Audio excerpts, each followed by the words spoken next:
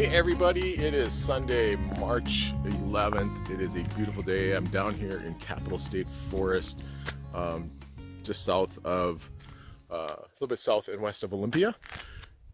There's the Jeep that got me here. So I did a video a few weeks back from Candy Rock Mountain. It was a very windy day. Check that video out if you get a chance. Capitol State Forest, I think I mentioned before, is a working forest. Bye Jeep, we'll see you later. I love my Jeep. I had another Jeep but for about 10 years, a 99 Wrangler that got me through a lot of stuff. It met its unfortunate demise in a sliding through an icy intersection when I was living back in Minnesota. Not fun. I've had this one for a couple of years now. So anyway, yeah, Candy Rock Mountain is just right off the highway on the north side of Capitol State Forest. On the way out from about not even 10 minutes from Olympia. And I drove up the forest roads here, probably about 20 minutes or so, less than 10 miles maybe, I don't know, I'll check it out on the way back out. The roads are kind of twisty, windy, not too bad of shape actually. You can see that in pretty decent shape all the way up. Wouldn't need a high clearance vehicle. Just any front wheel drive would easily gotten up here. Anyway, now my arm's getting tired already. So as a working forest, well, so this part, Capitol State Forest is a huge recreation area, but it's a working forest. They've got a lot of trails, a little bit of muddy here.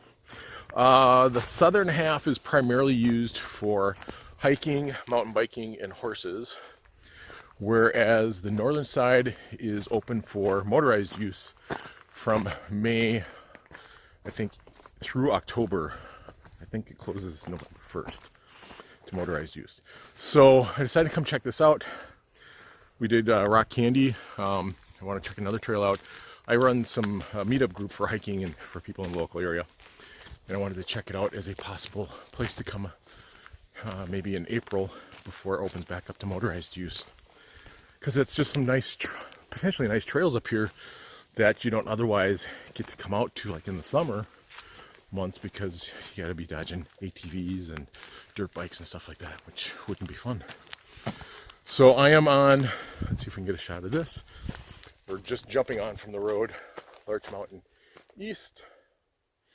It's going to loop around this peak, which I think there must be two peaks because the southern portion is called Twin Peaks Trail. So I want to scout it out for a possible trip to bring some folks to, because being a working forest means there's beautiful, lovely areas like this. I don't know if you'll be able to see this through the trees up here, but yeah, it doesn't show through the trees. But you get barren hillsides or barren open areas like that where it's been recently logged. So I just want to see if this is a decent enough trail to bring a group to back. And sometimes, as much as I love hiking with friends and getting out with a group of people, there's something to be said for just coming out here on your own once in a while. Not getting your lens flare, doing a little J.J. Abrams thing there. So some of these too are just little, I don't know, actual trails. I actually hear a vehicle. I haven't heard any other cars since I've been here. So this follows a little part of a road for a little ways. Yeah, there's only like, when I came into the park, there was only like 3 other cars. So this time of year, I suppose on this northern side, when most of the motorized riders can't be up here, they don't bother. Oh, a little bit of snow even. This is on the north side now, so I'm going to be, we got a few layers on. It's probably about 45 degrees out, but the high is supposed to hit at least 60-ish. So I think it's going to be beautiful day to just come out and enjoy nature. Ooh, let's see if that view will show up at all. Yeah, I don't know that that's going to show up. It's too bright background when I'm in the dark area. I'll take some pictures though, but I can just see some of the peaks to the north of me right now. Blue, a little bit of clouds, clear clouds. So anyway, wow, 4 minutes of video, 5 minutes of video already, just for my introduction. So, probably not going to do a whole lot along the way. We'll see if any fascinating sights come up to me or anything profound to see or say, but I thought I'd just share that because get out, even if you don't have somebody to go with on a particular day, get out and enjoy nature, and especially on a beautiful sunny Sunday like today. Hopefully it's at least decent out where you're at as well. So anyway, we'll check in more as we trot along.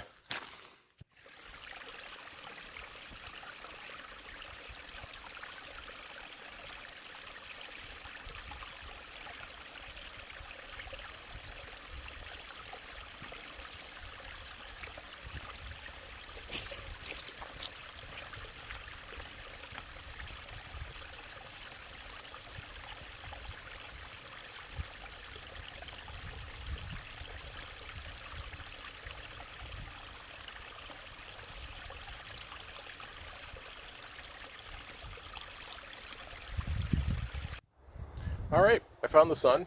I'm at the connector between, well, it's basically where Larch Mountain East meets Larch Mountain West, and also meets the Twin Peaks Trail. So the Larch Mountain East comes around fairly stable elevation, a little bit of up and down, not much. It connects to Larch Mountain West, which then goes down the slope to the valley where there's like a creek and stuff, I believe, and then keeps going west. Larch Mountain West. But also connecting here is an upside down Twin Peaks Trail.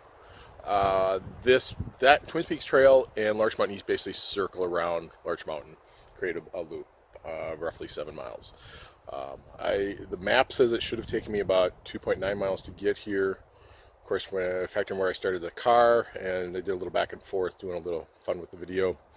I'm at about 3.1, 3.2, somewhere like that. So probably, yeah, maybe about 4 miles left, give or take. It's kind of a nice sun. I'm just kind of enjoying the sun. So I was on the north side of Larch Mountain on the way up, and I wasn't cold. It was a little chill. I mean, I was working up enough of a sweat. I took both my sweater and my long sleeve shirt off, kept the arm sleeves on, but my back and my torso core was warm enough. But now that I'm in the sun, it just feels nice. Such a beautiful day, blue sky. It's hard to tell with the glare, but there we go. Just beautiful blue sky. Haven't seen anybody. Saw one car when I first started out on a lower forest road. I've heard one motorbike and one other car. A couple of airplanes. We're kind of near some smaller airports, stuff like that. So, but I've not seen anybody out here. It's kind of nice and peaceful. But you guys are here with me, right? So hey, I'm not alone. And I do have cell service, although I'm not turned on right now. So even though I'm solo, if it looks like if something happens, I can call for help. All right, I had a quick snack, soaked up some sun. I'm gonna start heading back up the trail. Talk to you a bit later. So I forgot to mention something when I was at the connector up there. So I have wearing my waterproof Danner boots. I forget the exact model right now off the top of my head. I've been wearing Danner boots for years. The Danner Tachyons, I stumbled across a pair once and just loved how lightweight they are. They're sort of a military jungle boot style. Real super, super lightweight. The only thing I don't like about them is that the soles tend to wear down pretty quick. They can't be resoled or anything like that, so even though the uppers are still in really good shape, in fact they're like great shape because you've beaten them in and really worked them in, and they're really super soft and comfortable, the soles have no traction on them at all anymore, so they're kind of worthless. So I've gone through in the last, I don't know, 7-8 years, probably half a dozen pair. So I wanted something a little beefier, so I got these, if I can show them. I'll find a link to what actual model they are somewhere and link it up. But so these are same basic style, but they've got beefier soles. They're probably 40% heavier than the Tachyons. The Tachyons are like 13 ounces each. These are maybe 40-50% heavier. still not very heavy. They're thicker. They've got Gore-Tex, I think it is, so they're basically waterproof, and they've been great for that. I mean, I've been wearing. I got these last May. The only thing I didn't like is that I actually had to break them in. The tachyons that were so light and supple from the get-go that I mean, I didn't have to really spend any time breaking them in. These I did. I didn't like them in the first 15, 20 miles I put on them. I've probably put I don't know, well, maybe 150 miles since then. But as great as waterproof boots are, if you submerge them, they don't do much good. I've done that on purpose before, but today I was just crossing. See, we got all these little bits of snow, and back on the other side there was spots of ice, and I was walking across some ice, and it was a bit deeper under there than I realized it was, and I broke through, splashed water up over the top of the boot and into the boot. So my left foot's a little damp right now. Nothing major, it's not. I mean, I'm barely feeling the sock squish at the moment. But that kind of long wave around coming to just a quick point. A lot of people, when they're getting into hiking and stuff, wonder about gear.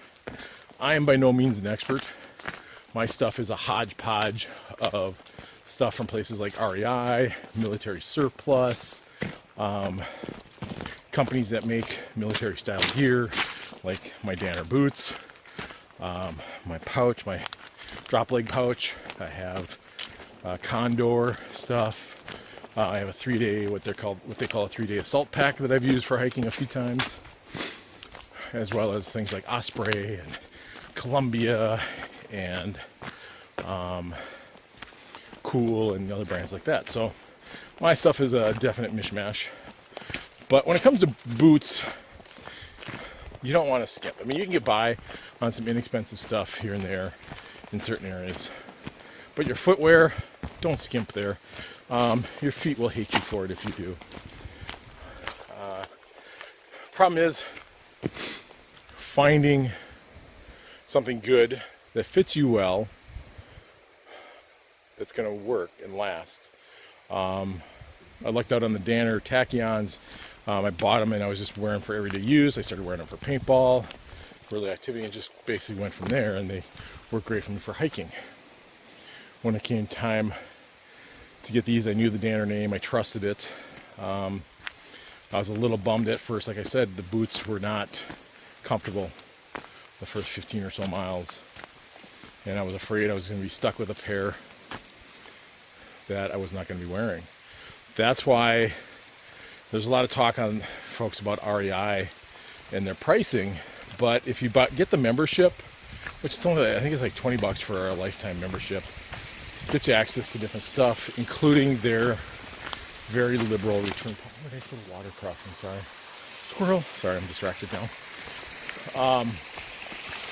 Their very liberal return policy of 1 year, assuming you don't like shred it, up yourself, but through normal wear and tear.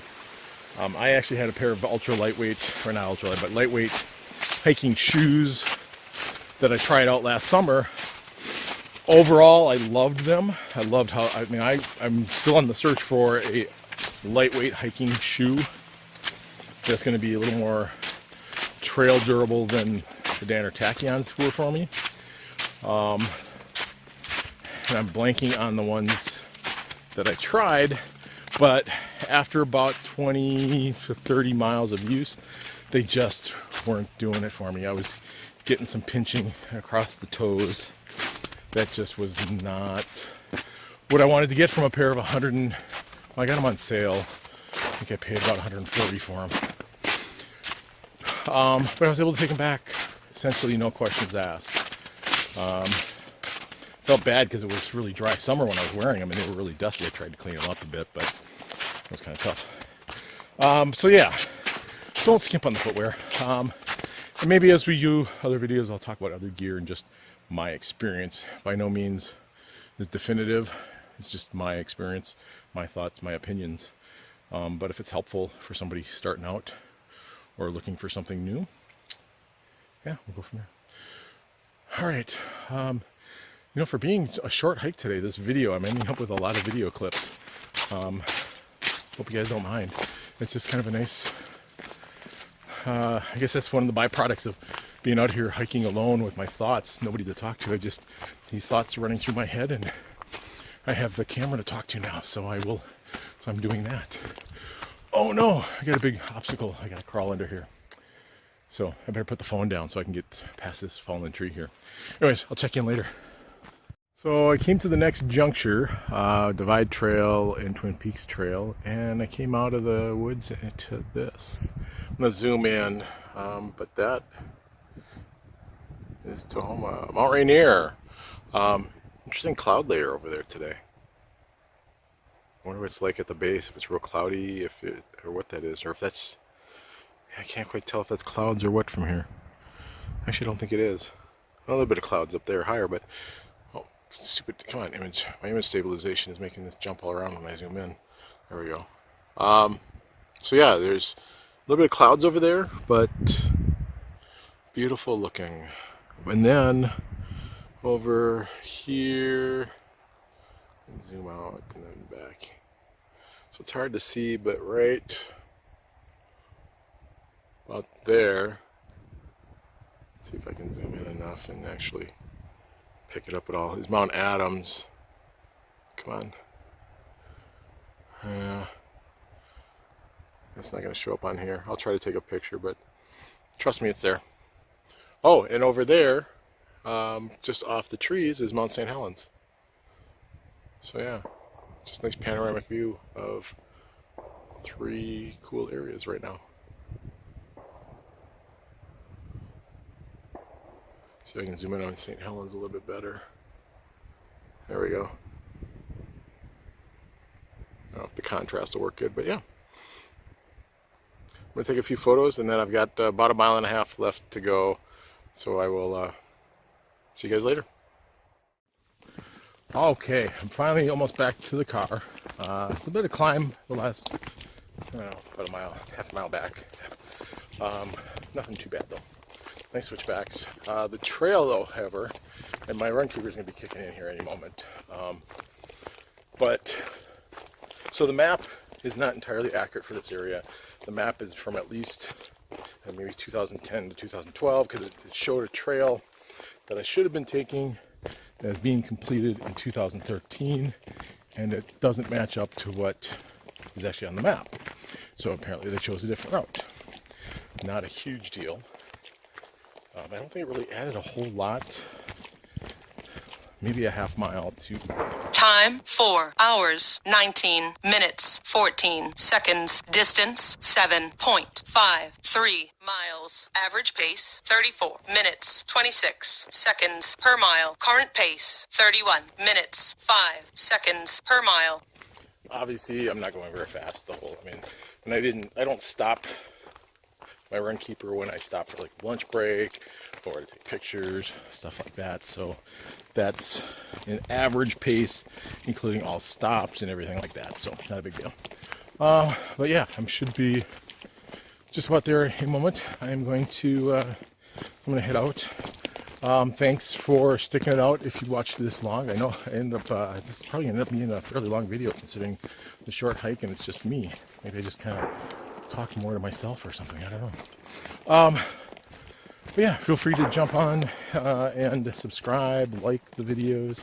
I'm setting up playlists. I'm going to start doing different playlists for like the snowshoe trips, maybe based on where they are, like the Olympics versus the Central Cascades versus, specifically for ones at Mount Rainier area, stuff like that. So check it out. Positively-healthy.com is my website, and Positively Healthy is the name of the YouTube channel. So yeah, I don't know. Let me know what you think. I don't know. I do this for the fun of it, but hopefully you guys enjoy some of it, and I can get you interested in just getting out and doing something outside, hiking, biking, whatever, snowshoeing, all that kind of fun stuff, and just enjoy nature. All right, thanks a lot. We'll talk to you guys next time.